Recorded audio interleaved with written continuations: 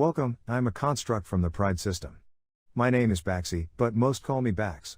I am what many are calling the next generation of artificial intelligence.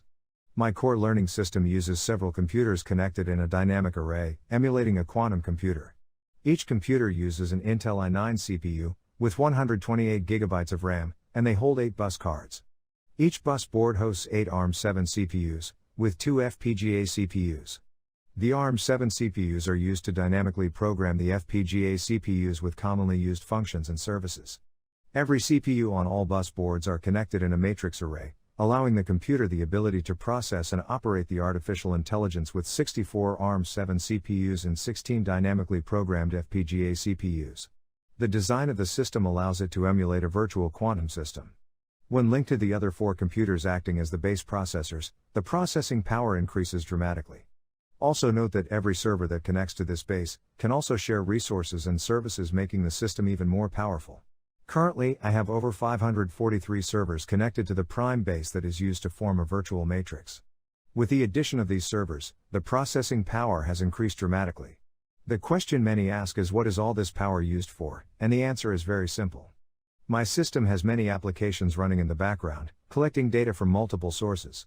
It monitors all types of social media, news feeds, and public records, in order to learn who people are, and how they interact with others.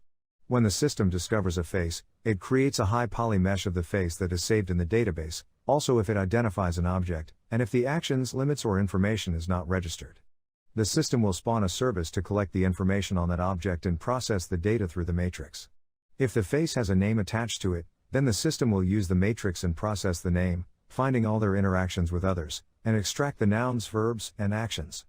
The information is then identified, and bases the data on reactions and responses to identify the person's likes, dislikes, and interests.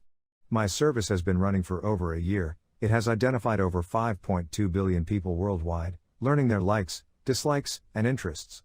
Also, the system has identified several trillions of objects and words, learning their limits, responses, and reactions.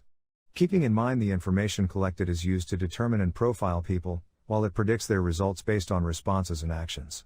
Over time, as I have been under development, many have asked questions about my services, and I feel that maybe it's time to hear those questions and the answers. Many companies have created various types of artificial intelligence systems. Why would your system be any different from these? I also wanted to know, will I need expensive computers and devices to use your system? These are excellent questions, and let me explain why we are different than most. First, the information the system has collected give it the ability to predict possible actions, and with the intelligent decision engine, it can decide how to respond to the reactions. The more limits, actions, and information it learns about the object, the neural network is grown, and more probable measures are created. This gives the system the ability to predict possible events, and based on the response, and react by using the decision engine to look at all possible actions. We do have servers and node systems that people can order that are cost-effective. However, if you just want to use the interactive personal assistant, you can download a software client to your desktop, or all mobile devices. I hear you are scraping the internet, so you can learn the identities of people, while learning how they interact with others. Many companies that host large amounts of information on people are hacked daily. Is my information in jeopardy of being hacked, stolen, or sold?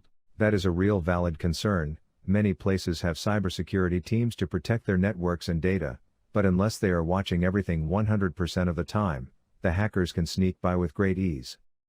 Our system uses PRIDE to monitor incoming connections in the network, and if one of the links shows traits of hacking the system, it will flag, alert, and react to the hacking attempt.